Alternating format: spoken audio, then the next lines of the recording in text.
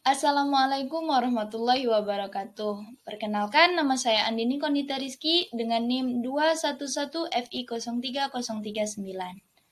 Di sini saya akan menjelaskan mengenai anatomi fisiologi sistem reproduksi pria dan wanita.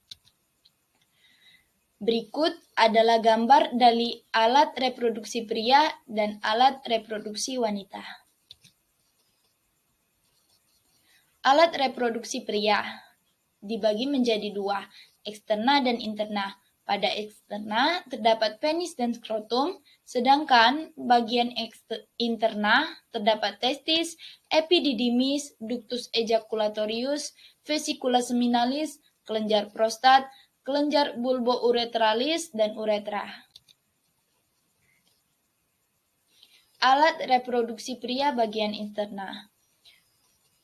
Pertama ada penis. Penis terletak menggantung di depan skrotum. Bagian ujung penis disebut dengan gland penis, bagian tengahnya disebut dengan korpus penis, dan pangkalnya disebut dengan radik penis. Gland penis tertutup oleh korpus penis. Kulit penutup ini disebut dengan preputium. Penis berfungsi sebagai saluran keluarnya urin dan sperma. Kedua, ada skrotum. Bagian depan skrotum terdapat penis dan di belakangnya terdapat anus. Skrotum adalah suatu kantong yang terdiri atas kulit tanpa lemak, memiliki sedikit jaringan otot yang berada di dalam pembungkus yang disebut tunica vaginalis, yang dibentuk dari peritoneum. Skrotum banyak mengandung pigmen, dan di dalamnya terdapat kantong-kantong. Setiap kantong tersebut berisi epididymis veniculus spermaticus. Skrotum berfungsi sebagai pelindung testis dan tempat bergantungnya testis. Masuk ke alat reproduksi pria bagian interna. Pertama, terdapat testis. Testis terdiri dari dua buah glandula yang memproduksi cairan semen. Terdapat di dalam skrotum, digantung oleh veniculus spermaticus. Suhu di dalamnya kurang lebih 35 derajat Celcius, sedikit lebih rendah dari suhu tubuh yang dibutuhkan untuk memproduksi sperma. Testis berbentuk ovoid agak gepeng dengan panjang kurang lebih 4 cm, lebar 2,5 cm, dan tinggi 3 cm. Testis sendiri berfungsi untuk memproduksi spermatozoa dan menyekresi hormon testosteron. Selanjutnya ada epididymis. Epididymis adalah pipa dengan panjang kurang lebih 6 cm yang berliku-liku pada permukaan posterior masing-masing testis. Di dalam epididymis, sperma mengalami maturasi lengkap dan flagelnya mulai berfungsi. Otot polos pada dinding epididymis akan menggerakkan sperma masuk ke dalam ductusa.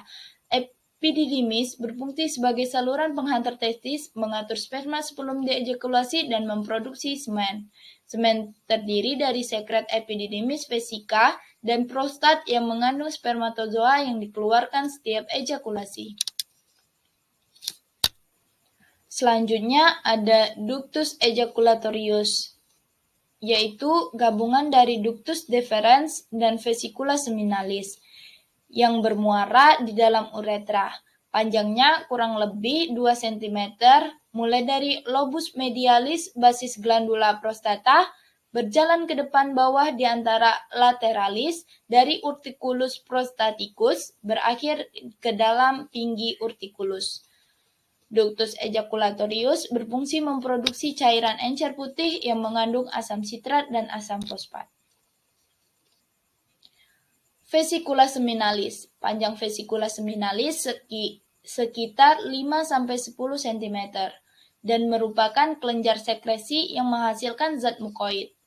Zat ini banyak mengandung fruktosa dan zat gizi sebagai sumber energi bagi spermatozoa.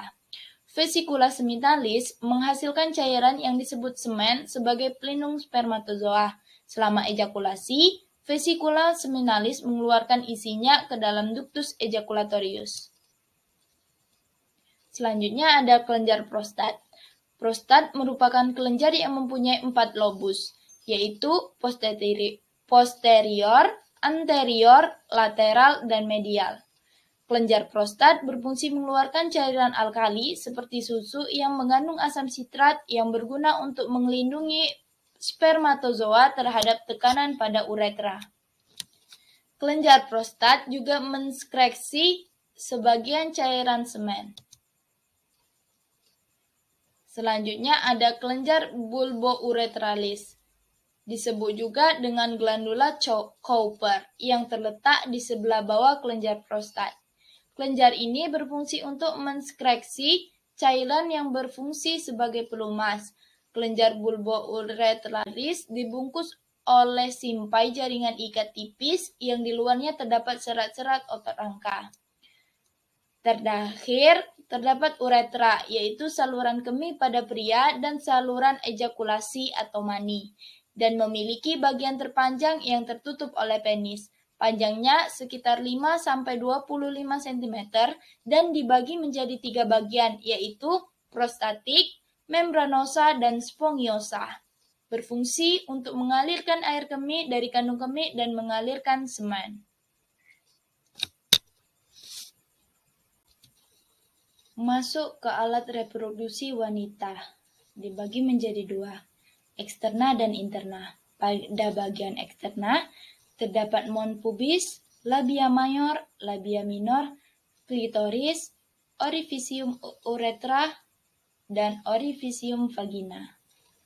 Pada bagian interna, terdapat vagina, uterus, tuba fallopi, dan ovarium. Alat reproduksi wanita bagian eksterna. Pertama, ada mons pubis, yaitu penonjolan kulit di atas simfisis pubis, jaringan lemak subkutan berbentuk bulat yang lunak dan padat. Mengandung banyak kelenjar minyak dan ditumbuhi rambut pada masa pubertas. Mons pubis berfungsi melindungi simfisis pubis selama koitus atau hubungan seksual. Labia mayor, yaitu 2 lipatan kulit panjang melengkung yang menutupi lemak dan jaringan ikat yang menyatu dengan mons pubis. Panjangnya kurang lebih 7-8 cm, lebarnya 2-3 cm, dan tebalnya 1-1,5 cm. Labia mayor berfungsi untuk melindungi labia minor, meatus urinarius, dan introitus vagina. Selanjutnya ada labia mayor. Labia minor.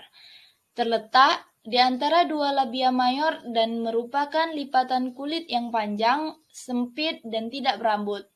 Ruangan antara labia minor disebut vestibulum. Klitoris. Organ pendek berbentuk silinder dengan ukuran kurang lebih 6x6 mm dan erektil yang terletak di bawah arkus pubis. Klitoris ditutupi oleh lapisan kulit tipis yang kaya dengan saraf sensorik. Selanjutnya, pada alat reproduksi wanita eksterna terdapat orificium uretra, terletak di bagian bawah vestibulum dan pada gadis tertutup lapisan tipis bermukosa yang disebut dengan hymen dan masih utuh tanpa robekan. Selanjutnya ada orificium vaginae, yaitu bagian yang sering disebut dengan lubang kemih yang berdekatan dengan kandung kemih. Pada alat reproduksi wanita bagian interna terdapat vagina, yaitu penghubung antara genitalia eksterna dan interna, merupakan saluran fibromuskular kurang lebih 8-10 cm. Vagina berfungsi sebagai jalan keluarnya bayi saat melahirkan dan tempat keluarnya menstruasi.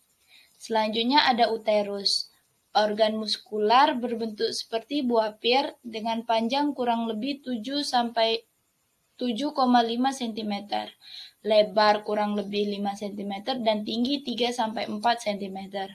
Uterus berfungsi memelihara sel telur yang telah dibuahi dan berkembang menjadi janin, kemudian menahannya sampai bayi cukup dewasa untuk dilahirkan. Selanjutnya ada tuba fallopi, yaitu saluran dengan panjang sekitar 10-13 cm dan diameternya sekitar 1 cm yang menghubungkan antara indung telur dan rahim.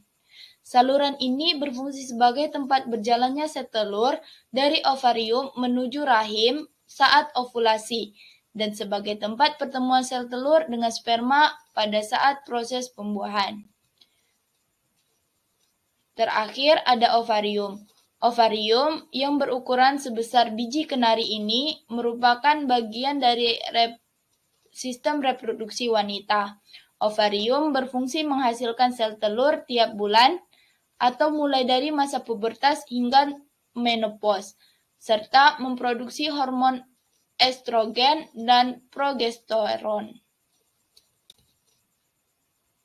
Sekian presentasi dari saya. Jika terdapat salah kata, saya mohon maaf. Lebih kurang saya mohon maaf. Saya akhiri. Wallahul muwaffiq ila aqwamit thoriq. Wassalamualaikum warahmatullahi wabarakatuh.